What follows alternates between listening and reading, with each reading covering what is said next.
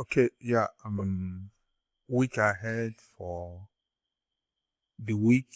mm, this is the last trading week of the month, and it happens to be the last trading week of the first half of the year. Also, we're moving into the second half of the year. So this is from the 29th to the 3rd of July. So like we normally do, we look at the prior week, what happened. So in prior week, growth rebounded in the US. So the final print of GDP in the US printed at 2.1% as against the second estimate of 1.6%. So it's added to the storyline of the resilience of the US economy. Then in Canada, inflation edged up as a result of the gasoline price getting higher. So inflation in Canada now is sitting at 3.2%. Then finally in Australia, the labor market strengthened and inflation also ticked down. So supporting the narrative that the RBA is gonna sit on their hands because inflation is tapering down. So that is it. Then for the bond markets, the 10-year yield. So if you look across all the major economy, as at last week, the whole yield dropped. Why? Because of the fear of inflation coming from higher energy price, or due to the current MOU, which is still shaky between the US and Iran. So it led to the opening of the strip and crude started flowing again. It mustn't flow to the optimal price. Just, the market is forward looking. So once they sense that there is a float, they will price it in ahead of time. So it's only in Nigeria that the yield ticked up by 0.76%. So currently in the US, the 10-year yield is sitting at 4.37%. Canada, stuff like that, then you go through it. So generally, we can say that the global yield ticked down last week. So let's see what happened this week. So for this week, macro is a light data packed week. Somehow, not really light, but semi data packed week. So we are going to have the labor data from US, the range of both the unemployment data, the NFP data, the wage data. Then in UK, we are going to have the final print of the GDP data. Then in Eurozone, we are expecting the flash PM and the flash CPI print. Remember, the last print was at 3.2%. So, and ECB is hiking. So, all eye on that data to see if ECB made a mistake of rushing to hike because energy price is coming down. So let's just see, or are they done with hiking? So that's why this data is very much important. If inflation tapers down, then it might make the ECB to sit on their hand. Then for the labor market data from UK, we are going to see that.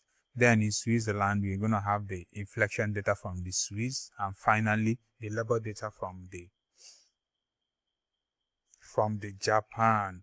Then just know that we have pretty some holiday, like in the US on Friday is their Independence Day. So that's why you are seeing your legacy NFP data being printed on Thursday instead of Friday. So all eye on that. Then from the equity funds, the IPO funds is still out there, especially the AI side of things. So OpenAI, looks like they have submitted for their IPO. They have submitted their proposal. Then in Nigeria too, the Dangote IPO is still looming.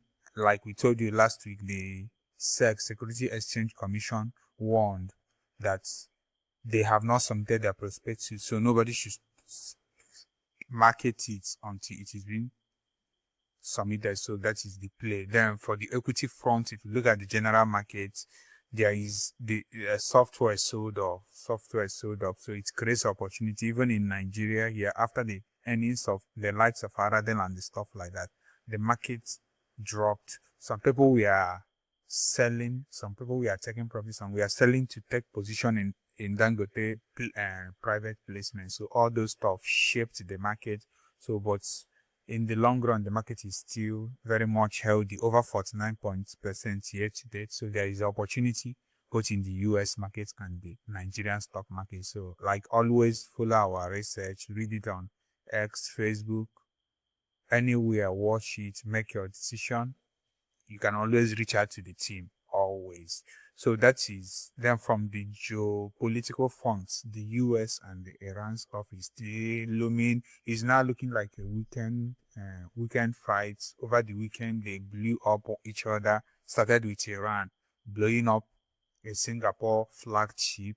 Then US had to retaliate. You know, like the Secretary of the Treasury said, he said that we gave them carrot while we still have the stick. So US is a kind of trying to tell them, if you any violence, we retaliate with violence. So it's a kind of back and forth, but it looks like both sides are not really ready to escalate it into a full-blown war like initially. So they now agreed no bombing again. We're gonna talk this week. So you see oil price still sitting within the handle of $70 per barrel. WTI is sitting around $73 per barrel. So that is it about the geopolitical front. Then in the UK, like we said, the PM Stemmer has resigned. So there is no more stuff there. So let's go to the charts for the currency, guys, to show you some opportunities out there that you can take advantage of. So let's go.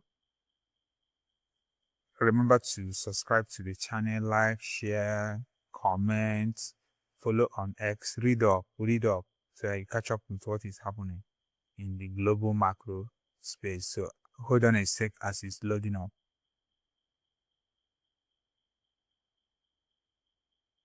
Okay, yeah. So this is welcome to the second segment of the coverage. So this is the VIX. So like VIX is one of the index you can use to weigh risk sentiment. The textbook playbook is once VIX is below 20, it means there is appetite for risk. So currently it is sitting around 18.39%. So there is appetite for risk generally. Even though within the week, prior week, it ticked up higher when the Iran and the US somehow re-escalation started. But now it has died back to 18.39%. So let's look at the currency front to see if there is some opportunity that you can take advantage of. Okay, it's loading up. Hold on.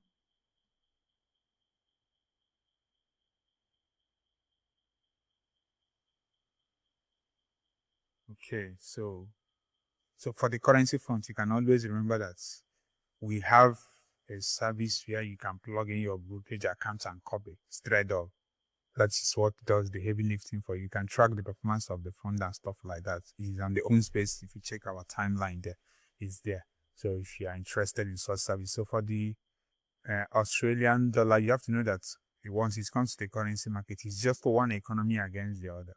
So that is why it is not somehow good to say that you are, let's say, bullish on the United States dollar. It should be US dollar against what currency or whatever it may be.